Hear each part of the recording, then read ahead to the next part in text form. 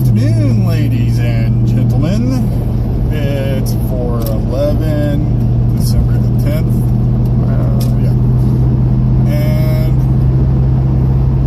it's starting to get cloudy. We might have some rain coming our way,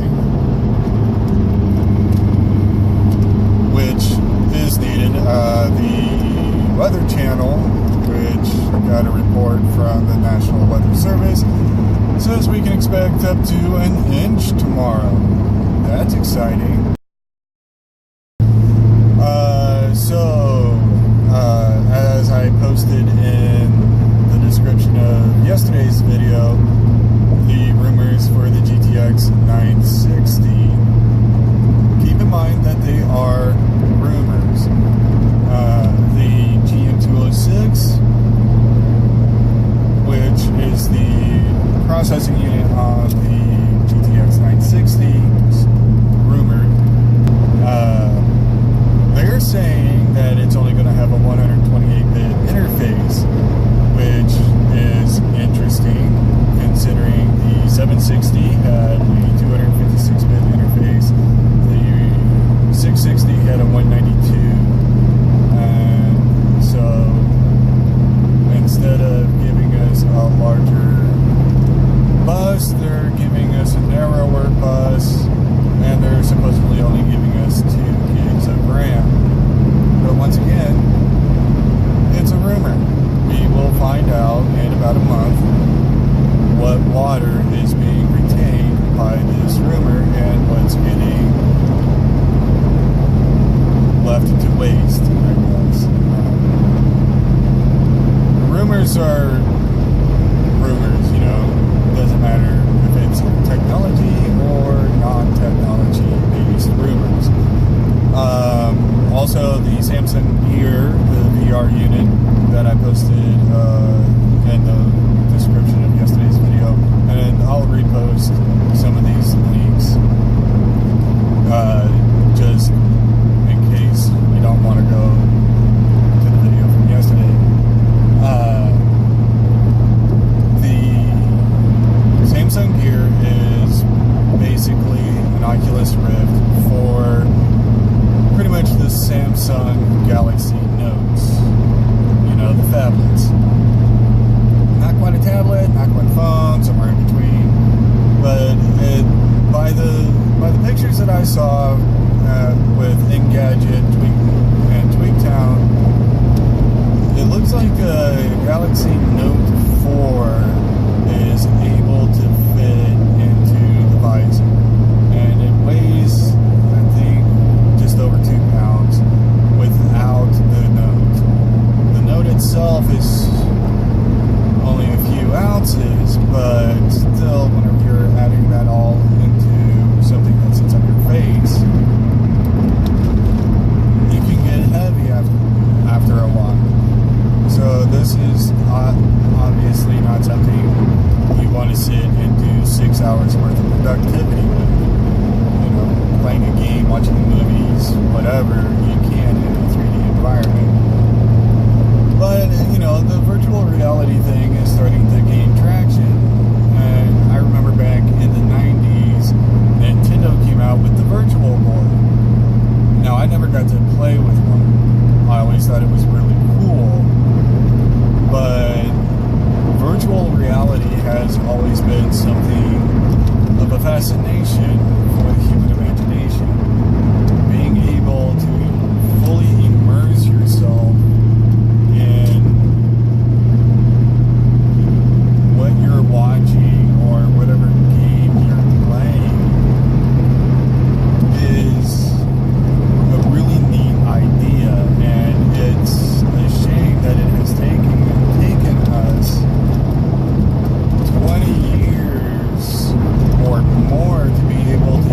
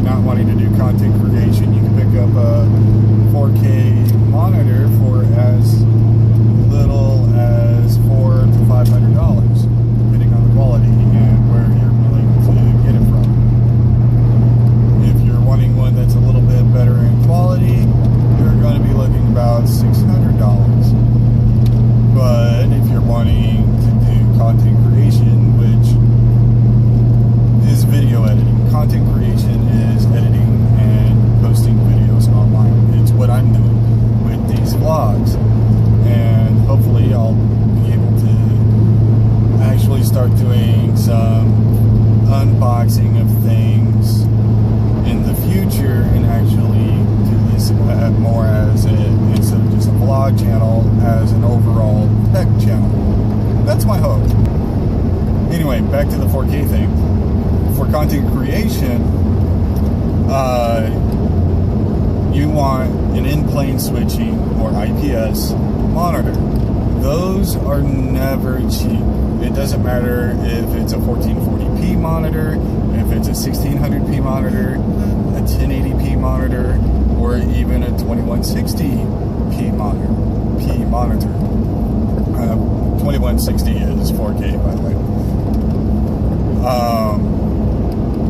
It absolutely doesn't make a difference to which one of those you get. If you're getting an IPS monitor, it's going to be expensive. The 1080p monitor that's an IPS is roughly $300, where you can get a non-IPS for around $100 to $150. So, you know, you have to figure out which one is in your budget and what you can do without.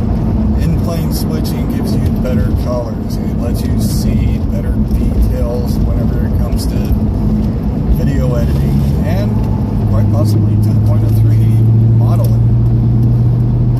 Just the picture is just so much better. I got lucky and got 2 of them on sale, and they're Asus's. And this was 2 years ago. I'm not needing to upgrade from those anytime soon. Unless I can find a really good 4K for a good price. And the $400 4K monitors, they are good. They're perfectly fine for gaming. They're perfectly fine for watching any kind of streaming video that you're wanting to watch. You know, if you're going to Netflix, Hulu, Quickster, or whatever, you know, with that kind of stuff, a $400 to $500 4K monitor is perfectly fine, and they're right around 24 to 26 inches, which is not a bad display size. But the trade-off will be you won't get as crisp of an image, you won't get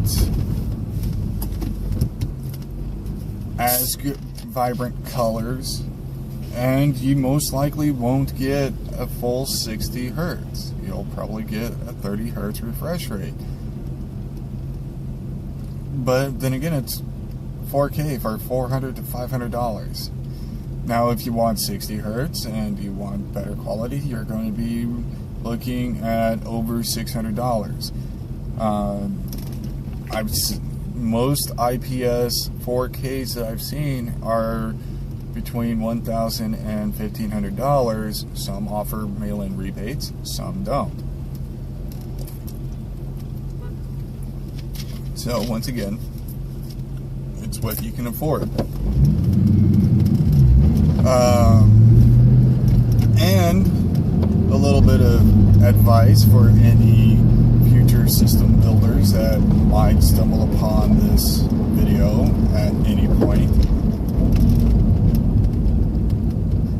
You're going to, whenever you go to build your first computer, you're going to want to figure out your budget first. Do you have a budget of $600? Do you have a budget of $1,000? Whatever. You are going to want to nail down your budget and then go to a website like PCPartsPicker.com. Go there, check out what you can afford within your budget, figure out what you can spend on each component, from memory to power supply to motherboard to processor to the case, right down to the hard drives. And always look at the price before mail-in rebates, because that will make a big difference. Because whenever you go to buy the parts with the money you have and you're buying them at the advertised price with a mail-in rebate, and you find yourself coming up short on funds because you're like, oh, well, I picked all these parts and it says the final price is $550, but for some reason I can't buy everything for $550. Well, that's because mail-in rebates do not apply whenever you go to buy the product. You have to buy the product, mail in the rebate card, and get your money back, and that's how you end up saving all that money. However, so, you know, $550 for all of your parts, but it wound up being, before rebates, $700. You're going to want to make sure you have at least $700 set aside. That way you can take care of all the sales tax, shipping costs, and try to keep it all from the same site. That way you won't get hit for individual shipping charges, because you're going to 7 different websites and picking things up. That can get expensive really quickly. But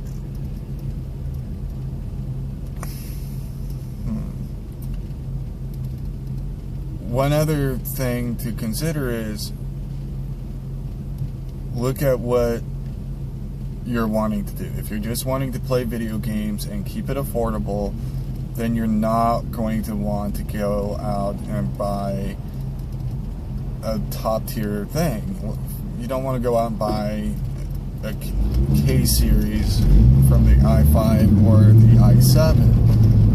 One, you're going to be spending anywhere from $220 to $320. And if you're not going to overclock with it, it's pointless. If you can get away with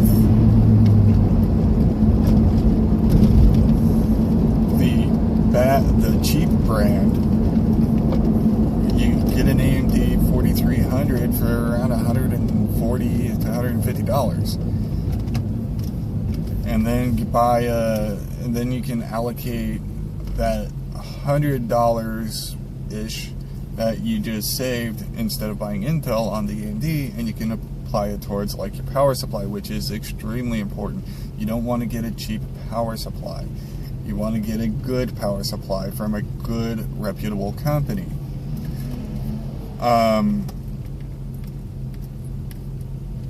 If you need more in-depth help on these kinds of things, since I can't do that in the car on my way to work, go to the Jay's 2 Cents on YouTube. Go to the Newegg YouTube channel. Go to Awesome Sauce News, Paul's Hardware, Tech Syndicate, Linus Tech Tips, any one of those sites, and they'll help steer you in the right direction of where you're wanting to go. And I'll elaborate some more on this tomorrow. Have a good evening, and until tomorrow, stay frosty.